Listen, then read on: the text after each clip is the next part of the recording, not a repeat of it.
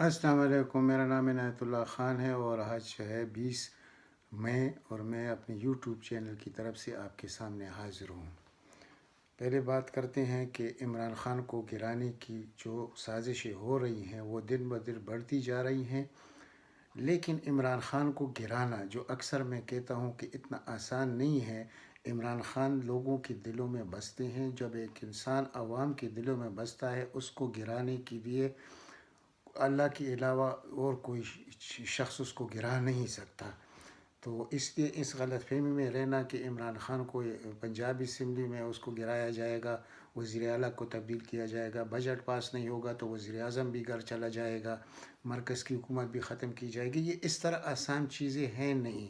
और बफ़र्ज़ माल अगर ऐसे हो जाए तो मैं अक्सर आप लोगों से ये मेरा बहस होता है, तो क्या अवाम के दिलों से इमरान ख़ान को निकाला जाएगा? और क्या अवाम में इतनी सूझबूझ अब नहीं रही? मेरा ख़्याल में कि ये 2.5 साल में अवाम को बहुत कुछ समझ आ चुका है।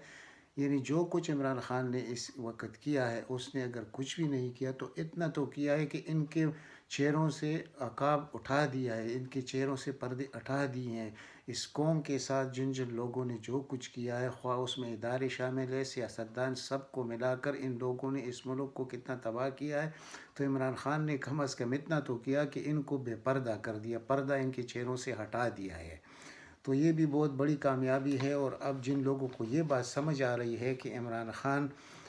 यानी कि मौजूदा हालात में क्यों वो इमरान ख़ान साबित नहीं हो सका जो उसने वादी किए थे, अगर इन मामूली सी चीज़ को हम समझ पाए तो इंशाअल्लाह फिर तो इमरान ख़ान एक ऐसा चीज़ बन जाएगा कि इसकी तरह 2000 और लोग भी हो जाएंगे तो इमरान ख़ान को गिराना इतना आसान नहीं होगा। यानी इसको गिराने का मतलब ये मेरा नहीं है कि हुकूमत गिराना, यानी इमरान ख़ान को आवाम के दिलों से कैसे निकालेंगे। कल खुदा न ख्वास्ता ऐसा मसला पेश भी आया कि बजट भी पास नहीं हुआ, इमरान ख़ान की मरकज़ी हुकूमत भी ख़त्म हो गई, सूबाई हुकूमत भी पंजाब की ख़त्म हो गई। तो क्या अवाम इस तरह हाथों पे हाथ रख के बैठे रहेंगे? और क्या ये हमारे इस इदारों को भी ये बात समझ नहीं आ रही? क्या हमारे मुक़्तदर इदारों को भी ये बात समझ में नहीं आ रही? जहाँ पर कुछ शकूक पाए जाते हैं, जहाँ 5 या 6 वज़रा मिल के अपनी मर्ज़ी से जाके जनरल बाजवा साहब से मिलते हैं, तो उनको भी ये समझने में देर लग रही है कि क्या इमरान ख़ान को गिराना इतना आसान काम है। और कल ये लोग इस बोझ को उठा सकेंगे? ये नहीं उठा सकेंगे, क्योंकि देखिए अवाम इमरान ख़ान के लिए, जो इमरान ख़ान के साथ खड़े हैं, जो इमरान ख़ान के नज़रिया के साथ खड़े हैं, वो अपनी जानें देने को भी तरजीह देंगे। और मैं बार बार जब कहता हूँ कि इस कौम ने वो इनकलाब नहीं देखा जो इमरान ख़ान की शक्ल में लोग जो सोच रहे हैं, तो इनको काबू करना किसी भी मुक़्तदर इदारे का या किसी भी कानूनी इदारे का, किसी अदलिया का, किसी इलेक्शन कमीशन का, किसी भी आईनी इदारे का कोई इख्तियार फिर नहीं होगा। और फिर बहुत बुरा होगा इन लोगों के साथ। मैं इनकी आंखें खोलना चाहता हूँ जो इस वक्त शरीक है। ये सब एक माफियाज की शक्ल में इमरान ख़ान के ख़िलाफ़ इकट्ठी हुई हैं। इनका बहुत बुरा हशर होगा। लेकिन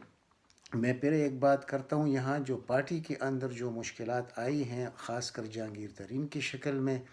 तो जहांगीर तरीन की शक्ल में मुश्किलात का मतलब ये है कि उसने एक पैरेलल पार्टी खड़ी कर दी है इमरान ख़ान के मुकाबले में, और वो काफ़ी ताकतवर पार्टी खड़ी हुई है। क्योंकि जब आपके पास 25 सिर्फ 10 मेंबरान की अक्सरियत हो पंजाब में, और जहांगीर तरीन के साथ MPS की शक्ल में 25 MPS हलफ पर खड़े हों, हलफ ले कर खड़े हों, तो मुश्किलात तो है। लेकिन दूसरी तरफ मरकज़ी हुकूमत में उसके 8 से लेके 12 कौमी असम्बली के मेंबर भी उसके साथ खड़े हों। जैसे अब एक नावारिद भी हो चुके हैं, इसमें एक ग़ुलाम सरवर अवान है। पहले 8 थे, अब 9 हो गए, एक और भी है तो 10 हो गए। अब आगे क्या होता है ये अल्लाह को पता होगा। लेकिन ये लोग इमरान ख़ान के साथ पहले भी नहीं थे, आज भी नहीं हैं, लेकिन सिर्फ मजबूरी की ताख़िर इमरान ख़ान के साथ थे। और ये वो लोग हैं जो दिल में इनके कुछ होता है, मुंह पे कुछ होता है, और आगे इनके जो मंसूबे होते हैं वो बड़े ख़तरनाक होते हैं। यही कुछ हुआ है इमरान ख़ान के साथ। और यहाँ पर कमज़ोरी میں کس پہ ڈالوں، کس کو اس کا مورد التزام ٹھہرا دوں. یعنی ایک مثال میں آپ کو دیتا ہوں. یہ فیصل واوڈا، یہ کیا چیز تھا کہ اس کی وجہ سے ایک قومی اسمبلی کا نشست بھی ہمارے سے چلا گیا. تو پہلے بھی معلوم تھا کہ یہ ڈوئل نیشنل ہے، تو ادھر سے عمران خان کو ووٹ ملنے تھے عمران خان کے نام پر، تو اس کو ایم این اے بنا دیا گیا. 500-600 ووٹ اس نے زیادہ لے لیے. اور ہر وقت یہ شخص، اور وہ سیٹ اس کی وجہ سے پی ٹی آئی سے چلا گیا اور بڑی شرمندگی ہوئی اس سیٹ پر. تو دوسرا اس کو پھر الٹا سینیٹر بنایا گیا. وہ بڑی عجیب سی بات ہے. اور اس شخص کے حرکات دیکھو، وہ تو ایک جیسے نابالغ شخص ہوتا ہے. اس نے آج جو بیان دیا ہے جہانگیر ترین کے متعلق کہ یہ ایک ایس ایچ او کی مار ہے. اگر ایس ایچ او کی مار اس طرح ہوتی تو پھر ایس ایچ او کی مار تو جن کو پڑھنی تھی وہ تو بہت پہلے پڑھ چکا ہوتا، تو آج تو ہمارا وطن گل گلزار ہوتا. یعنی وہ ایس ایچ او کی مار تو پڑھنی چاہیے تھے نواز شریف کو، وہ ایس ایچ او کی مار تو پڑھنی تھی شہباز شریف اور اس کے فیملی کو. تو آج جتنے مشکلات ہیں اس ملک میں یہ نہ ہوتے، یہ پارٹی بھی نہ ہوتی، اور ان سے لوٹا ہوا مال بھی برآمد ہوتا. لیکن وہ تو استعمال نہیں ہوا. وہ کیوں استعمال نہیں ہوا؟ سارے ادارے ملے ہوئے ہیں آپس میں، سب مافیاز ہیں. لوگ جو مافیاز کے نام لیتے ہیں کہ چینی مافیا، ویٹ مافیا، پتہ نہیں کیا کیا، کاد مافیا، تو یہ ہمارے جو ادارے ہیں یہ بھی مافیاز ہیں. یہ ان لوگوں کو بچانے میں لگی ہوئی ہیں. تو پھر جب آدمی بیان دیتا ہے تو کچھ سوچ سمجھ کے دیتا ہے. یعنی اب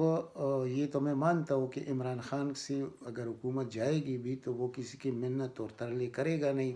اس کو تو ایک نظریے کے تخت ایک سیاست میں آیا کہ اس ملک کو میں صاف کروں گا اور اس ملک کے نظام کو ٹھیک کروں گا اور اس مافیات سے ملک کو نجات دلاؤں گا اور عوام کو خوشحالی دوں گا. لیکن وہ چیزیں اس لیے نہیں ہو سکی جو کہ جتنے بھی ادارے ہیں وہ اس خاندان کے، اور زرداری سندھ میں پھر زرداری خاندان کے مرہون منت ہے. تو اس تھن میجارٹی کے ساتھ اس نے تو یہ کرنا نہ کر سکے، جو وہ کرنا چاہتا تھا وہ تو نہ کر سکے. تو اب اتنی کمزوری آ گئی ہے جہانگیر ترین کی شکل میں. یعنی جہانگیر ترین پر اللہ کی طرف سے خود اپنا ایک عذاب نازل ہوگا. یہ میں آپ لوگوں کو سے کہتا ہوں کہ جو لوگ اس ملک کے مفادات کے خلاف کام کرتے ہیں، یعنی مفادات کا مطلب میرا یہ ہے کہ اس وقت یہ شخص سب کو معلوم ہے کہ اس ملک کو کسی صحیح ڈگر پہ لے کے جانا چاہتا ہے اور وہ اپنے مفادات کے لیے اس شخص کو گرانے کی کوشش کریں گے تو اللہ کا قہر تو نازل ہوگا. تو لیکن یہاں میں صرف یہ دیکھنا چاہتا ہوں کہ اس وقت اگر اس کے پاس 25 ممبرز ہیں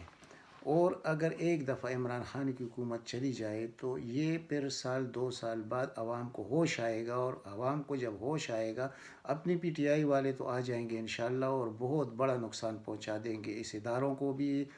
اور جنہوں نے اس کے خلاف سازش کی ہے ان سب کو جواب تو دینا پڑے گا. لیکن یہ ملک بہت پیچھے چلا جائے گا. تو اس کو جب پیچھے یعنی اس وقت یہ صحیح ٹریک پہ ڈالا گیا ہے. لیکن جس وقت بھی ٹیک اپ کی پوزیشن میں پاکستان آتا ہے تو روز ایک نیا چیلنج عمران خان کے لیے موجود ہوتا ہے، ہر صبح ایک نیا چیلنج. تو اب جہانگیر ترین کا جو چیلنج ہے یہ سب سے بڑا چیلنج ہے. جیسی بھی ہے اس وقت یعنی اگر جہانگیر ترین جس مسئلے میں پنسا ہوا ہے وہ تو منی لانڈرنگ کا مسئلہ ہے. لیکن لوگ اس کو شکل دیتے ہیں کہ چینی کا سکینڈل. اب چینی کا سکینڈل یہ تو صرف 1.5 ارب روپے ہے جو سبسڈی میں دیے گئے ہیں سب کو. تو اب اس سے پہلے ہمارے اتنے حافظ کمزور ہے کہ شاہد خاقان عباسی نے جاتے جاتے 22 ارب روپے کا سبسڈی دیا ہے، وہ تو کسی نے نہیں پوچھا. لیکن ادھر جہانگیر ترین کا نام آیا تو جہانگیر ترین کی وجہ سے اسی اپوزیشن نے اس کو اتنا اچھالا کہ عمران خان کو اس کے خلاف حرکت میں آنا تھا. اور وہ تو ویسے بھی کسی کو معاف نہیں کرتا جب اس کی سمجھ میں کوئی بات آ جاتی ہے کہ یہ بات اس وقت یہ حقیقت میں ایسا ہوا ہے تو وہ تو معاف کرنے والا شخص نہیں ہے. تو اب جیسے آپ رنگ روڈ والا مسئلہ دیکھ رہے ہیں، وہ جتنا بھی کمزور ہوگا وہ یہ پرواہ کرتا نہیں ہے. تو اب رنگ روڈ کے مسئلے پر بھی کچھ بہت بڑے مسائل پیدا ہو گئے ہیں لیکن اس نے پردہ نہیں ڈالا. یہ پہلی دفعہ ایک ایسے حکمران کو دیکھ رہے ہیں جو اپنے پارٹی پر بھی پردہ نہیں ڈالتا، سب سے پہلے اس کو اکاؤنٹیبل کرتے ہیں. تو اب تو اس نے بھی بچنا نہیں ہے، زلفی بخاری نے بھی نہیں بچنا، اور اس غلام سرور اعوان کی چیخی بھی آپ سن رہے ہیں جو وہ انٹرویوز دیتا ہے، جیسی وہ باتیں کرتا ہے، تو چیخیں تو سب صاف صاف نظر آ رہی ہیں۔ وہ اس لیے نظر آ رہی ہے کہ عمران خان رہتا ہے تو ان لوگوں کا بچاؤ بہت مشکل ہے۔ تو اس پر ذرا سوچنے کی بات یہ ہے کہ میں جو بات کرتا ہوں شاید میں سمجھانے میں کچھ غلطی کر رہا ہوں۔ تو پہلے بات میں نے شروع کر دی ہے فیصل واڈا سے۔ اب آتے ہیں، اس کی بیچ میں ایک اچھا کام یہ ہوا ہے کہ اس میں ایک ایسے شخص کو ڈالا گیا، ابو بکر خدا بخش کو، اس مسئلے میں، یہ جو چینی کا مسئلہ ہے، کہ وہ تو کبھی زندگی میں، یعنی اس پر تو پوری دنیا گواہ ہے کہ یہ شخص تو کو، یعنی جو بھی بات نکلے گی وہ حقیقت ہوگی، وہ غلط انکوائری بھی نہیں کرے گا، کسی کے ساتھ ظلم بھی نہیں کرے گا، تو سب کو معلوم ہے۔ اور بیچ میں علی ظفر سینیٹر بھی آ گیا،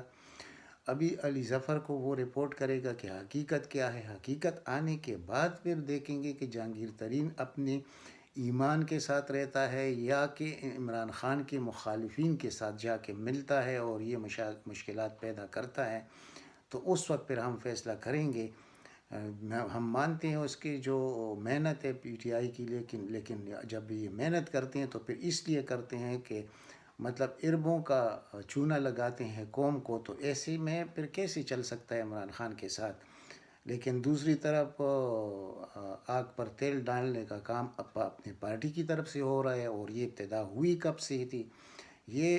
جب شاہ محمود قریشی کو شامل کیا گیا تو شاہ محمود قریشی، یعنی پہلے جاوید ہاشمی کو شامل کیا گیا تو اس کا نتیجہ بھی آپ نے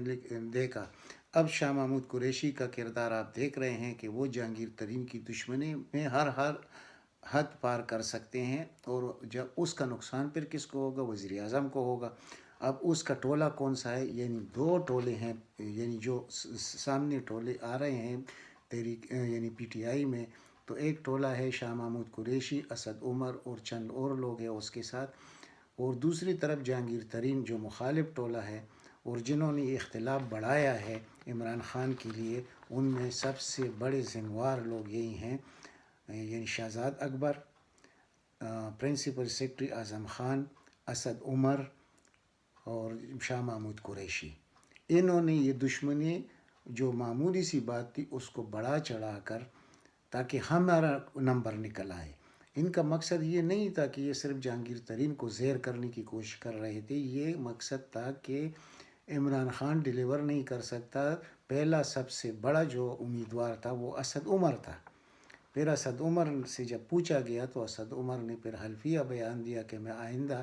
جیسے آپ کہیں گے میں ویسے رہوں گا، لیکن وہ تو ذاتی دشمن ہے جہانگیر ترین کا، اور اسمبلی کے فلور پر اس نے جو ایک لفظ استعمال کیا تھا جس وقت جہانگیر ترین یہ اس کی وزارت گئی تھی، اس کا خیال یہ ہے کہ میری وزارت جب وزارت خزانہ سے میں فارغ کیا گیا تو اس میں ہاتھ تھا جہانگیر ترین کا، حالانکہ ایسی بات نہیں تھی۔ تو اس نے ایک لفظ استعمال کیا ناقابل ترین، یعنی ناقابل ترین شخص، یعنی کسی کے متعلق بات کر رہا تھا، تو ترین کا لفظ اس نے سوچ سمجھ کر استعمال کیا اس وقت پر۔ تو یہ شروعات کیے تھے ان لوگوں نے، اور اس میں جتنے نام آپ کے سامنے میں نے رکھ دیے 5-6، یہ لوگ اصل میں دشمن تھے عمران خان کے، لیکن عمران خان اس چیز کو ان کی میٹھی باتوں میں آ کر یہ سمجھ نہیں سکے، تو اس وجہ سے معاملہ بڑھ گیا، اور بڑھتے بڑھتے یہاں تک پہنچا کہ جہانگیر ترین ملک چھوڑ کے چلے بھی گئے۔ پھر کامران خان نے انٹرویو لیا عمران خان کا، اور عمران خان نے یہاں تک کہہ دیا کہ میں تو کسی کو بچانے کے حق میں ہوں نہیں جس نے کوئی کرپشن کی ہو، اگر جہانگیر ترین کی بات ہے تو جہانگیر ترین تو میرا ذاتی دوست تھا، تو میرا اس کے ساتھ کوئی مطلب کوئی دشمنی نہیں ہے، صرف قانون کا مسئلہ ہے، تو قانون میں تو میں کچھ کر نہیں سکتا، یعنی اگر اس کو میں بچانے کی کوشش کرتا تو پہلے جہانگیر ترین کی کرتا، کیونکہ جہانگیر ترین ہی میرا سب کچھ تھا۔ تو اس پر جہانگیر ترین نے بھی اپنی جو اظہار رائے دیا تھا کامران خان کے دوسرے دن انٹرویو میں، وہ بہت خوبصورت الفاظ تھے، ہمیں بھی بہت یقین ہو گیا کہ انشاءاللہ یہ مشکلات حل ہو جائیں گے، لیکن یہاں بیٹھے ہوئے لوگ جو ہیں وزیر اعظم ہاؤس میں، یعنی دائیں بائیں جتنی بھی آپ سمجھتے ہیں سب کچھ، ان لوگوں نے اس کو اس آگ پہ پانی ڈالنے کی بجائے مزید تیل ڈال دیا، تو اس کا خمیازہ اس وقت قوم کو بھگتنا پڑ رہا ہے، صرف عمران خان کی بات نہیں ہے، کیونکہ اس وقت جو کچھ اس ملک کے ساتھ ہوا ہے، عام آدمی کو یہ پتہ نہیں ہے کہ پچھلے ادوار میں اس ملک کے ساتھ ہوا کیا ہے، اس کو ختم کرتے کرتے انتہائی محنت ہوئی ہے، اور اتنے میگا پروجیکٹ، اور وہ پروجیکٹ جو پاکستان کی مستقبل کے لیے ضروری ہیں، وہ سب کچھ ہو رہا ہے، پریکٹیکلی ہو رہا ہے۔ اگر آپ ڈیم بننے کو دیکھیں تو اب 10 ڈیم بنائے جا رہے ہیں، یہ بڑے بڑے 3-4 ڈیموں کو چھوڑ کے سب کو ملا کر تو یہ 10 ڈیم بن رہے ہیں۔ آپ دیکھیں کہ یہ جو گرین پاکستان کا جو طریقہ کار، یہ ایسے منصوبے ہے کہ اس سے تو آپ کا مستقبل وابستہ ہے، یعنی پورے پاکستان کا مستقبل اس سے وابستہ ہے۔ لیکن اس وقت اگر جہانگیر ترین کی شکل میں عمران خان کی حکومت گرتی ہے، اور عمران خان دیر بھی نہیں لگائے گا، میں بار بار یہ بات کرتا ہوں کہ اس کو جب پورا یقین ہوگا کہ یہ اسمبلی یہ میرے اختیار میں اس وقت نہیں ہے، وہ اسمبلیاں توڑ کر پھر عوام میں آئے گا، اور پھر اس کا نتیجہ ان سب کو بھگتنا پڑے گا، خواہ وہ ہمارے مقتدر حلقے ہو، خواہ ہمارے آئینی ادارے ہوں، سب کو بھگتنا پڑے گا۔ یہ میں بار بار کہتا ہوں، اور اس کے کہنے کے پیچھے بہت بڑی، یعنی اگر کوئی سمجھ سکتا ہے تو اس بات کو سمجھے ابھی سے، اور دیر نہ کرے۔ یعنی یہ جو سازشیں، یعنی جیسے یہ لوگ جا کے ملتے ہیں آرمی چیف کے ساتھ، یہ اسد عمر اور اس کا ٹولہ جا کے آرمی چیف کے ساتھ مل کے اور وہ پھر حکومت کی شکایتیں لگاتے ہیں، اس کا انجام اس کو پتہ ہے کہ کیا ہو سکتا ہے، اس کے ساتھ کیا ہوگا، پھر ملک کا کیا ہوگا، اور پھر عوام کیا کریں گے، یہ سب کچھ۔ لیکن اب تو انشاءاللہ ان کے چہرے بے نقاب ہو رہے ہیں، اور یہ تو میں آپ کو اس کل کی پرسوں کی ویلاگ میں بھی کہہ چکا ہوں، اور اس سے پہلے بھی میرے 10 ویلاگ ہے اسی اسد عمر پر، اسی زلفی بخاری پر، اور چند ان کے جو قریبی ہیں، اعظم خان جو پرنسپل سیکرٹری ہے اس پر، کہ اس نے یہ معاملہ کتنا بڑھا دیا، یعنی اس کا کیا کام تھا سیاست سے، اس کو، وہ تو گورنمنٹ کا ایک نوکر ہے، وہ آ کے حکومت کے لیے اتنے بڑے مشکلات پیدا کرے کہ اتنی دوریاں پیدا ہو کہ بد اعتمادی وہاں سے شروع ہوئی اعظم خان سے۔ پھر اعظم خان کے بعد جو دوسرا اعظم خان ہے وہ بھی بیچ میں ملا، پھر یہ جو اسد عمر ہے، پھر دوسرا گروپ جو تھا وزیر اعظم ہاؤس میں، جن کو اپروچ بڑھ گئی اس کے بعد جہانگیر ترین کے بعد، تو ان لوگوں نے کیا کچھ کیا، انہوں نے صرف آگ پر تیل ڈالا۔ اگر یہ عمران خان کے خیر خواہ ہوتے تو یہ کام یہ کبھی نہ کرتے، کیونکہ اپنی ان کی ذاتی کوئی حیثیت نہیں تھی۔ اگر کچھ نہیں ہے، وہ ایک اس وقت بہت یعنی لوگ اس سے نفرت کرنے لگے ہیں جہانگیر ترین سے اس وقت، یعنی جب لوگ یہ دیکھتے ہیں کہ یہ اس نے پیرالل پارٹی کھڑی کر دی ہے عمران خان کے متعلق، تو لوگ بنے ہوئے بیٹھے ہیں اس شخص کے خلاف۔ لیکن یہ لوگ کیا جہانگیر ترین کی حیثیت کے لوگ تھے سیاست میں، یا اس کے اپنے جہاں تک اس کی اپروچ ہے، یہ تو کچھ بھی نہیں تھے یہ لوگ تو خود یعنی اپنے نام پر یہ کونسلر بھی نہیں بن سکتے عمران خان کی پارٹی کے علاوہ، تو انہوں نے اتنا بڑا محاذ کھڑا کر دیا عمران خان کے لیے۔ تو آپ لوگ خود سوچیں کہ اس کا انجام کیا ہوگا۔ لیکن میرا اس ویلاگ کا مطلب کیا ہے وہ میں ذرا آپ کو سمجھانے کی کوشش کرتا ہوں، کہ یہ جو کچھ ہو رہا ہے عمران خان حکومت کے ساتھ، یہ سب کچھ اداروں کی طرف سے ہو رہا ہے۔ پہلے ہم لے لیتے ہیں یہ جو شہباز شریف نے آج بیان دیا ہے کہ میرے ساتھ بہت ظلم ہوا ہے جیل کے اندر، اگر وہ جو کیمرے کا وہ جو سپرڈنٹ کے آفس میں کیمرہ ہے اس کو چیک کیا جائے، یہ تو ریسٹ ہاؤس میں رہ رہے تھے، ان کے لیے تو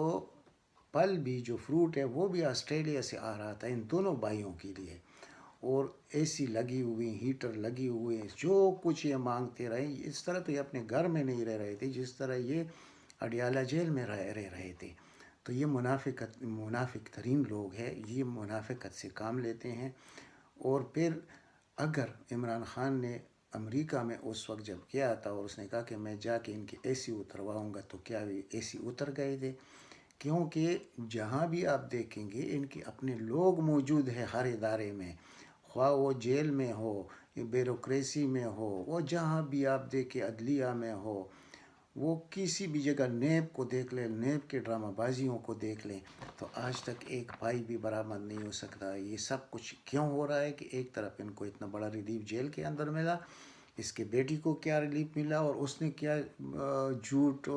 عوام کے سامنے آ کر کے میرے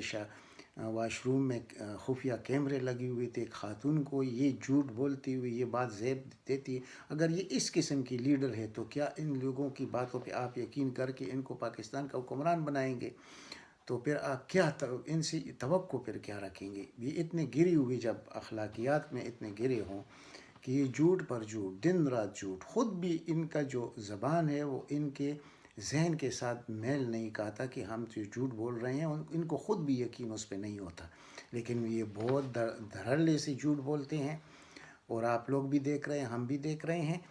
تو عوام کو میں یہ جو ولاگ کر رہا ہوں یہ صرف اس لیے مختصر سی ولاگ ہے کہ آپ لوگ سوچیں کہ یہ اگر اس طرح عمران خان کو گرانے میں کامیاب ہوتے ہیں تو کیا آپ کا اپنا لائحہ عمل کیا ہوگا؟ تو اس پر میں ذرا یہ روشنی ڈالوں کہ آپ لوگوں نے